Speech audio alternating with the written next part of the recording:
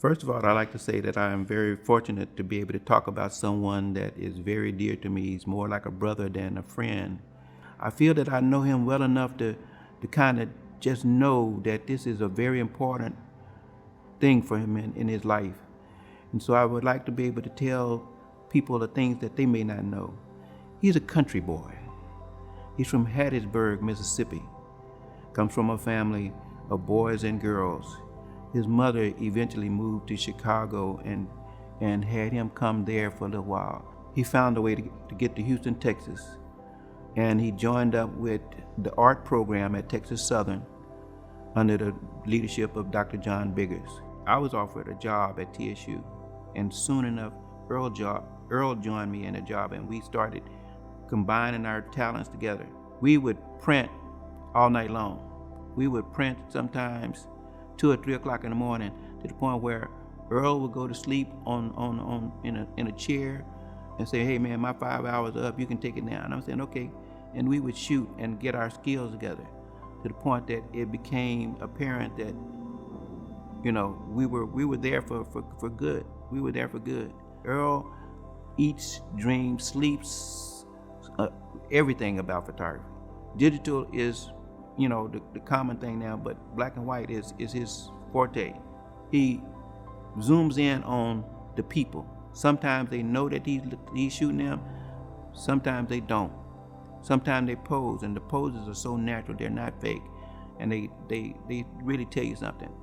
He's probably one of the best photographers that I've ever met, and I've met some of the best that you would know, world-renowned photographers. I know that he's one of the best. He's marvelous. I mean, if you got an Earl Hudnall portrait, you got something that's really, really valuable. Earl is not a snapper. Earl he's really deep about it, and he's gonna remain there for as long as he lives. As long as he lives, he's gonna be a part of the history of Third Ward, of the history of Houston. People love Earl Hudnall, and it's well deserved.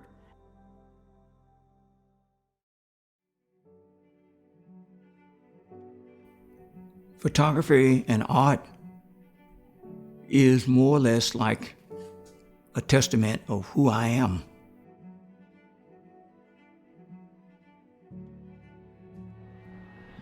I came to Houston to study art, to be an artist. I came to Houston, but I brought a camera with me that I had used in Vietnam. And I began to make pictures on the campus at TSU, particularly in the art department. And everything else became secondary. It was a roadmap to where I am today. The use of the camera introduced me to people. I had the unique opportunity of experiencing different cultures of individuals. I had the unique opportunity of being in the presence of dignitaries and things of this nature. And so from then, it was a hands-on kind of experience that I was able to have, that a lot of people never have an opportunity to do these things. And so when a dignitary was coming to campus and so forth, it was an opportunity for me to make another photograph. So it was an opportunity for me to meet someone different.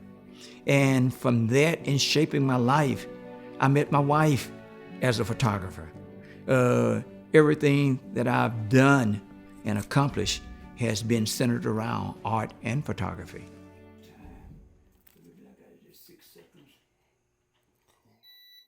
Film is my first love. It's like a first love affair. Watching an image develop up in the developer, watch it comes up, and it's magical.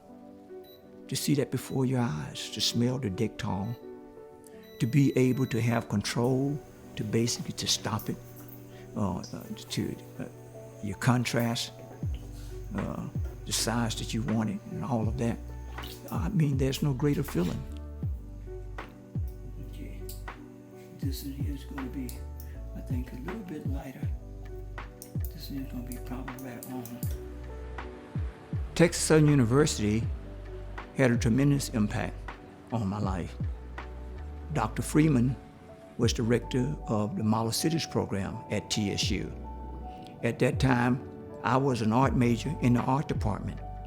And Dr. Freeman hired me at that time as a photographer for the Model Cities program. And I was thrust out into the 3rd, 4th, 5th Ward, Sunnyside, Trinity Garden to document life as it was for the program. Basically, I fell in love with the community. I fell in love with Houston. And at that time, I began to explore the different neighborhoods. And this is where my career actually started. And this is the influence that Texas Southern provided me with. This was my roadmap. This is from the Ebony Fashion Fair. He was always on campus at Texas Southern. I would like to see artists continue to work, expand the way in which they think, how they observe and interpret the world around them. And if we do that in a positive way or creative way, I think it's exciting to people who come to collect, to view, and enjoy the work. The dog has his tongue out, and he has his tongue out, both of them. And I said, just like me, that's what it's called. Young photographers today, I think, has a very unique opportunity. They basically don't have to be technical savvy as far as materialistic things within the darkroom. It's all about the technology, the critical eye, how you see the world around you. And this is the role of young photographers and artists today, is to be the caretakers, to bring forth what is they have learned in the past and explore new horizons. My first understanding the Art League was when my mentor, John Biggers, received Artist of the Year award from the Art League. And I followed it throughout the years. And I'm grateful that the Art League have saw the need to more or less to honor me in a way in which my work can be seen by a greater audience.